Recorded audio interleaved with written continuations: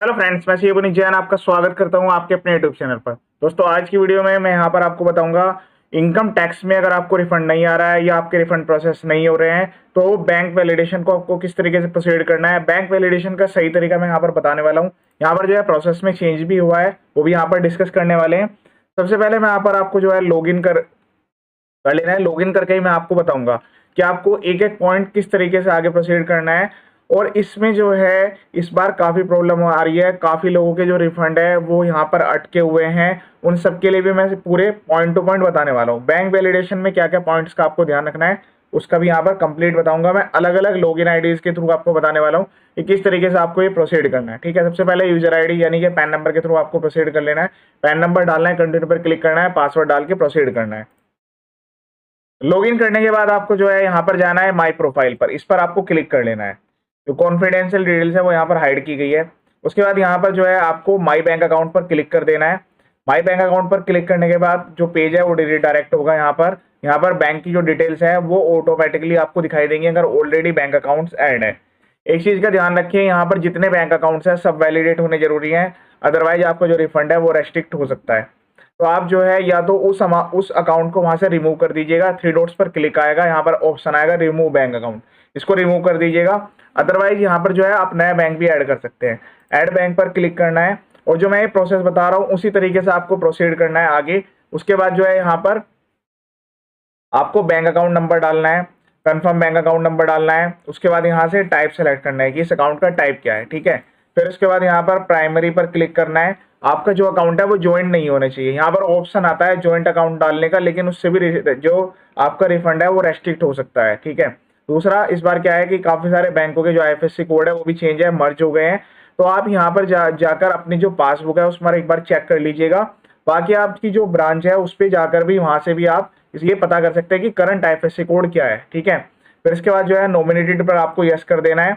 यहाँ पर जो है account number details, bank account number डालने के बाद आईएफएससी कोड डालने के बाद आपकी जो डिटेल्स है ईमेल आईडी मोबाइल नंबर वो आपको यहाँ पर शो करने वाली है। तो अब ये पॉइंट आता है कि आपने बैंक में कौन से ईमेल आईडी मोबाइल नंबर दिए हुए हैं वो कैसे चेंज होंगे, क्योंकि यहाँ पर एडिट करने का ऑप्शन नहीं आता ईमेल आईडी मोबाइल नंबर को। तो मैं फिर से आपको लेकर चलूंगा। यहाँ पर जो है माई प्रोफाइल में आपको जाना है। यहाँ पर एडिट का एक ऑप्शन आएगा, देखिए यहाँ पर एडिट का ऑप्शन आ रहा है, इस पर आपको क्लिक कर देना है। ठीक है, इसके बाद जो है यहाँ पर कुछ बेसिक डिटेल्स है वो भी आप चेंज कर सकते हैं। उसके अलावा यहाँ पर नीचे भी एडिट का ऑप्शन आता है जहाँ पर कॉन्टैक्ट्स की बात करते हैं, तो उस पर एडिट पर आप क्लिक करेंगे तो यहाँ पर जो आपकी डिटेल्स हैं जैसे कि ईमेल आईडी मोबाइल नंबर, तो जो बैंक में ईमेल आईडी मोबाइल नंबर है वो आपको यहाँ पर एंटर कर देना है। ठीक है, मोबाइल यहाँ से सेलेक्ट कर लेना है, यहाँ पर मोबाइल नंबर लिखना है, ईमेल आईडी लिखनी है, इसको यहाँ पर सेलेक्ट करना है। क्योंकि ये काफी टाइम से जो है ना ये ओल्ड मेथड में थे, तो अब इसको आपको न्यू मेथड में सेलेक्ट करना पड़ेगा। यहाँ पर सेल्फ होना जरूरी है। उसके अलावा जो आपके एड्रेस है वो अपडेट होना जरूरी है। ठीक है, उसके बाद यहाँ पर सेव पर क्लिक कीजिएगा। ईमेल आईडी मोबाइल नंबर पर ओटीपी जाएंगे, उसको वेरीफाई करा दीजिएगा। चलिए हम फिर से बैंक अकाउंट पर चलते हैं। जब आप जो है वैलिडेट कर लेंगे, जैसे मैंने आपको बताया, दोबारा से बता देता हूँ, ऐड बैंक पर क्लिक करना है। उसके बाद यहाँ पर डिटेल्स डालनी है। उसके बाद डिटेल्स वेरीफाई होगी। वेरीफाई होने के बाद आपके सामने मैसेज आएगा, ठीक है, कि आप जो है ओटीपी की तरफ उसको वेरीफाई कर दीजिए। तो आपकी जो डिटेल्स है वो मैच होना जरूरी है। सेविंग अकाउंट का टाइप, मतलब आपका जो अकाउंट का टाइप है वो सेविंग है, करंट है, कैश क्रेडिट है, ओडी है, किस टाइप का अकाउंट है वो आपको पता होना जरूरी है। तो ये भी आप बैंक से पता कर सकते हैं, अदरवाइज आपकी जो पासबुक होगी या स्टेटमेंट होगी उससे भी आपको ये मिल जाएगा। ठीक है, सबमिट पर क्लिक करेंगे, सबमिट हो जाएगा। उसके बाद यहाँ पर आपको डिटेल्स एक बार चेक करनी है। क्या डिटेल्स चेक करनी है मैं आपको बता देता हूँ। अब यहाँ पर ये जो बैंक अकाउंट ऐड हो रखा है इसमें ध्यान से देखिएगा, वैलिडेटेड एंड ईवीसी एनेबल्ड, इसका मतलब है ये जो बैंक है, जैसे आपने ओटीपी वेरीफाई किया इसका स्टेटस अपडेट हो जाएगा। यहाँ पर लिखा आएगा validated and EVC enabled, eligible for refund, mobile number, email ID. ये यहाँ पर 4 टिक्स जो है आपको लगे हुए होंगे। ईमेल आईडी मोबाइल नंबर का इतना इफेक्ट नहीं पड़ता है, लेकिन फिर भी आपको जो है ये ध्यान रखना है कि अगर आप ये सारी चीजें एक्टिवेट कर देते हैं तो उसके जो रिफंड है आपका वो कहीं पर भी अटकेगा नहीं। हाँ, अगर आपने आईटीआर सही तरीके से फाइल की हुई है तो प्रोसेस होने के बाद 7 डेज के अंदर अंदर आईटीआर के रिफंड प्रोसेस हो रहे हैं। काफी सारे केस ऐसे भी है जहां पर जो है 2 से 3 डेज के अंदर में भी रिफंड आए हैं।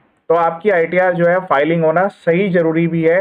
केवल ऐसा नहीं कि केवल सब कुछ बैंक अकाउंट पे ही यहाँ पर बैंक अकाउंट पर ही डिपेंड है कि बैंक अकाउंट्स अगर आपने सही डाल दिया तो आपकी आईटीआर 100% आपको रिफंड देगी, ऐसा कोई जरूरी नहीं है। रिफंड के लिए एलिजिबिलिटी होना जरूरी है।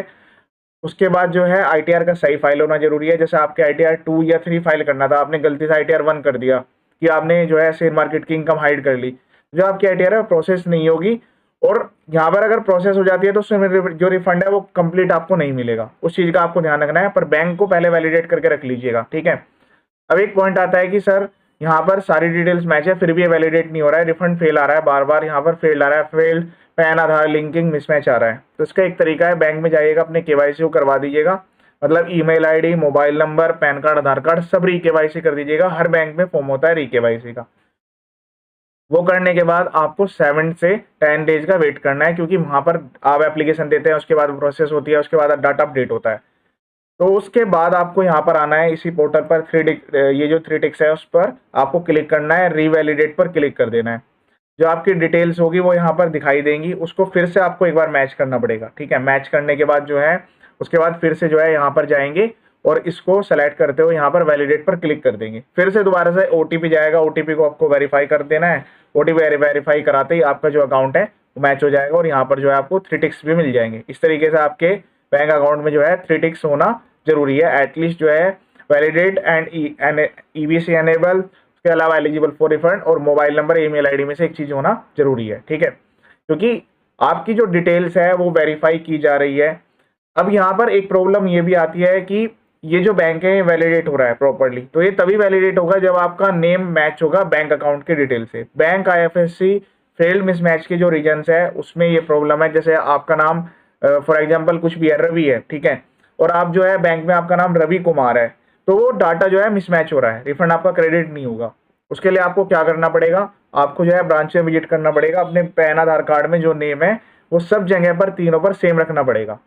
अगर आपने तीनों जगह पर सब जगह सेम रख दिया है, सब कुछ ओके है, तो आपका जो रिफंड है वो क्रेडिट हो जाएगा, आपको टेंशन लेने की रिक्वायरमेंट नहीं है। बैंक वैलिडेशन का जो प्रोसेस है इसमें ओटीपी का चेंज आया है, बाकी जो डिटेल्स है वो सब कुछ एज इट इज है, यहाँ पर ऐसा कोई डिटेल्स ज्यादा चेंज नहीं हुई है। मैं आपको एक दूसरा बैंक अकाउंट यहाँ पर लॉगिन करके दिखाता हूँ जिसमें की प्रॉब्लम है, तो उस वाली प्रॉब्लम की वजह से वहां पर जो रिफंड है वो अभी भी अटका हुआ है, ठीक है। अब यहाँ पर मैं आपको एक सेकंड केस दिखा रहा हूँ जहां पर जो है बैंक अकाउंट्स कुछ इस तरीके से एंटर किए हुए हैं। अब यहाँ पर क्या है, वैलिडिटी तो लिखा हुआ आ रहा है लेकिन यहाँ पर रेस्ट्रिक्टेड रिफंड आ रहा है। तो रेस्ट्रिक्टेड रिफंड में ऐसी कोई प्रॉब्लम नहीं होती है, 50 लाख तक के रिफंड जो है फिर भी यहाँ पर क्रेडिट हो सकते हैं, लेकिन ईमेल आईडी, मोबाइल नंबर यहाँ पर वैलिडेट नहीं है। जो बैंक यहाँ पर ऑलरेडी ऐड है या मर्ज हो चुके हैं वो भी यहाँ पर लिखे हुए हैं। तो इस वजह से यहाँ पर जो है दिक्कत है। आपको क्या करना है, 3 टिक्स पर क्लिक करना है और इनको सबको रिमूव कर देना है। इस केस में आईटीआर 1 फाइल्ड हुई थी, लेकिन आईटीआर 1 फाइल्ड होने के बावजूद भी यहाँ पर जो है अभी तक रिफंड जो है क्रेडिट नहीं किया गया है। तो इस टाइप की प्रॉब्लम से बचने के लिए आपको या तो बैंक अकाउंट यहाँ से रिमूव कर देना है। रिमूव के लिए भी अब ओटीपी जाने लगा है, रिमूव पर क्लिक करेंगे, आपसे पूछा जाएगा क्या रीजन है, इस अकाउंट डीएक्टिवेट हो गया है या कोई अदर रीजन है, मेंशन करिएगा, क्लिक कीजिएगा, registered email ID, mobile number पर ओटीपी जाएगा, उसको वेरीफाई करा दीजिएगा। तो उससे क्या होगा, ये अकाउंट यहाँ पर डिलीट हो जाएंगे। आपका अकाउंट अगर बार बार नहीं वैलिडेट हो पा रहा है तो भी आप सारों को पहले डिलीट कर लीजिएगा सबको, फिर उसके बाद ऐड बैंक पर क्लिक करके सेम वही एक्टिविटी दोबारा से रिपीट करिएगा। इस बार जो है आपका अकाउंट जो है वो प्रॉपर अगर आपने सही तरीके से एंटर किया है तो वो जो है यहाँ पर लिंक हो जाएगा। आपके सामने भी इसी तरीके से टिक्स आ जाएंगे जैसे अभी मैंने प्रीवियस केस में दिखाया था। बैंक आईएफएस से लिंकेज फेल्ड वाली जो प्रॉब्लम है उसमें नेम मिसमैच की प्रॉब्लम हो सकती है। तो आप अपने केवाईसी को, जैसे कि आपके पैन कार्ड, आधार कार्ड है, उससे आपका address, email ID, mobile number, वो सब चीज जाकर बैंक में रिकेवाईसी करवा दीजिएगा, ठीक है। उसके बाद भी अगर यहाँ पर ये सेम प्रॉब्लम आ रही है फिर आपको सबमिट पे क्लिक करना है, ग्रीवेंस पर क्लिक कर देना है, ई फाइलिंग में जाना है, यहाँ पर कैटेगरी लेनी है। यहाँ पर कैटेगरी जो है काफी सारी अलग अलग कैटेगरी प्रोवाइड की गई है, उसमें से ही आपको जो है यहाँ पर चेक कर लेना है। पहले तो आप जो है यहाँ पर प्रोसीडिंग्स में जाकर respond to outstanding demand cheque करिएगा कि कोई यहाँ पर जो है डिमांड तो रेज नहीं हो रखी है। फिर एक बार ई प्रोसीडिंग्स में जाएगा, यहाँ पर चेक करिएगा कि कोई नोटिस तो नहीं आया है। काफी केस में जो आईटीआर डिफेक्टिव के नोटिस भी आ रहे हैं। फिर उसके बाद ग्रीवेंस जनरेट करिएगा, मैं ग्रीवेंस पर जाऊंगा। फिर उसके बाद जो मेरी टीडीएस रिलेटेड प्रॉब्लम है वो सीपीसी आईटीआर, क्योंकि आईटीआर प्रोसेसिंग के लिए प्रोसेसिंग सेलेक्ट करना है। यहाँ पर आएगा आपका अदर का ऑप्शन मिलेगा, आपको अदर पर क्लिक कर दीजिएगा। काफी केस में ऐसा है इंटीमेशन आ चुकी है लेकिन रिफंड नहीं आया, तो यहाँ पर प्रोसेसिंग का भी ऑप्शन है, यहाँ पर रिफंड का भी ऑप्शन है। दोनों में से जो ऑप्शन आपका मैच हो रहा है वो आप यहाँ पर सेलेक्ट कर लीजिएगा, ठीक है। और इसका जो रिप्लाई है 7 डेज के अंदर आ जाता है।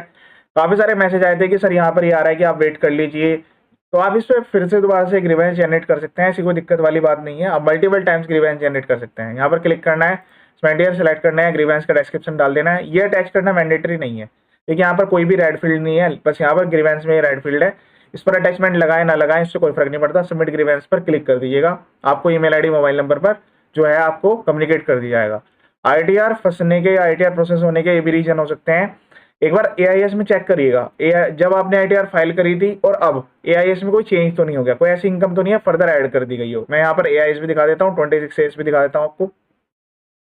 तो यहाँ से एआईएस आपको इस तरीके से चेक करना है। एआईएस में जो डिटेल्स आ रही है कि आपने अपनी आईटीआर में डाली थी नहीं डाली थी, क्या शेयर मार्केट की इनकम तो यहाँ पर शो नहीं कर रही, कोई ऐसी अदर इनकम तो नहीं है ऑनलाइन टाइप की है, जैसे कि आपने क्रिप्टो या फिर कोई ऑनलाइन गेमिंग की इनकम आ रही हो और आपने आईटीआर 1 भरती हो, उसके लिए आईटीआर 2 या 3 के लिए आप एलिजिबल है। तो आईटीआर का सही तरीके से फाइल होना भी जरूरी है। ई फाइलिंग में जाना है, व्यू 26 एस में चेक कर लीजिएगा कोई ऐसी डिटेल्स यहाँ पर ना आ गई होगी जो कि पहले शो नहीं कर रही थी। सेलेक्ट करना है और यहाँ पर जो है करंट असेसमेंट ईयर सेलेक्ट करना है, जैसे कि फाइनेंशियल है 23-24 के लिए करंट यहाँ पर असेसमेंट ईयर है 24-25। उसको सेलेक्ट करके डिटेल्स को एक बार चेक करिएगा, वेरीफाई करिएगा। उसके बाद अपनी आईटीआर को आप जो है रिवाइज भी कर सकते हैं। यहाँ पर जो है फाइल रिटर्न पर क्लिक करना है, जो प्रोसेस आपने आईटीआर फाइलिंग का करा था वो सब कुछ यहाँ पर दोबारा से रिपीट करना है। आईटीआर 1 2 3 4 5 6 सबके लिए डिटेल वीडियो मेरे यूट्यूब चैनल पर अवेलेबल है। जब आप आईटीआर रिवाइज करने जा रहे हैं उसमें कुछ भी अलग से सेलेक्ट नहीं करना, ऑटोमेटिकली वो रिवाइज की जो प्रोविजन है ना उसमें ऑटोमेटिकली सेक्शन को चेंज कर देगा। वो आपको सही तरीके से नॉर्मल तरीके से आईटीआर भरनी है। तो आईटीआर जी की जो प्रोसेसिंग है, जैसे जून में जो आईटीआर फाइलिंग्स हुई थी आईटीआर 1 के केस में और आईटीआर 4 के केस में जो है जल्दी प्रोसेस हो रही है, कभी कभी तो सेम डेज में भी प्रोसेस हो रही है, लेकिन रिफंड में थोड़ा डिले हो रहा है। और आईटीआर 2 या 3 में थोड़ा ज़्यादा टाइम लग सकता है, तो उसका आपको ध्यान रखना है। यहाँ पर आप लॉगिन करके चेक करते रहे, कोई पेंडिंग सी यहाँ तो नहीं दिख रही है। पेंडिंग एक्शन में कोई responding to outstanding demand, e proceedings, कोई ऐसा कम्युनिकेशन जो कि पोर्टल पर आया हो आपको ईमेल पर ना आया हो, उसका आपको रेस्पॉन्ड कर देना है। कई बार आईटीआर डिफेक्टिव हो रही है तो उसके लिए मैंने डिटेल वीडियो बनाया हुआ है कि डिफेक्टिव आईटीआर है किस तरीके से रिप्लाई करना है, वीडियो देख लीजिएगा, सब डिटेल वीडियो यहाँ पर अवेलेबल है। इसके अलावा टीडीएस रिफंड के लिए भी काफ़ी सारे अलग अलग वीडियोज भी हैं कि क्या रीजन हो सकते हैं, क्या प्रॉब्लम हो सकते हैं जिसकी वजह से रिफंड फेल हो रहे हैं। वो वीडियोज भी एक बार आप यहाँ पर देख लीजिएगा। काफ़ी सारे लोगों की अलग अलग मिस्टेक्स जो हैं वो निकल के आ रही हैं। जैसे कि अब की बार क्या हो रहा है, न्यू टैक्स रिजीम में जो है 87 की रिबेट अलाउड नहीं हो रही है। आपने पहले आईटीआर फाइल की होगी, उस टाइम पर आपको जो है रिबेट मिल गई होगी। स्पेशल इनकम के केस में 87 की रिबेट न्यू टैक्स रिजीम में नहीं अलाउ की जा रही है। आपके शॉर्ट टर्म कैपिटल गेन की इनकम है या फिर अगर आपकी क्रिप्टो की इनकम है उसमें आपने रिबेट ले ली होगी, रिफंड आपका बन गया होगा। लेकिन अब जब आपको प्रोसेसिंग लेट हो रही है तो उसका मतलब है कि वो जो आपके पास इंटीमेशन ऑर्डर आएगा फाइनल, जब ये कंफर्मेशन हो जाएगी प्रोसेस होने के बाद, उस पर आपका रिफंड ना आए, तो आपको सही टाइम पर आईटीआर को रिवाइज कर देना है ताकि आप रिफंड के लिए एलिजिबल हो जाएं। वीडियो को शेयर जरूर कीजिएगा। ये वीडियो देखने के लिए थैंक यू।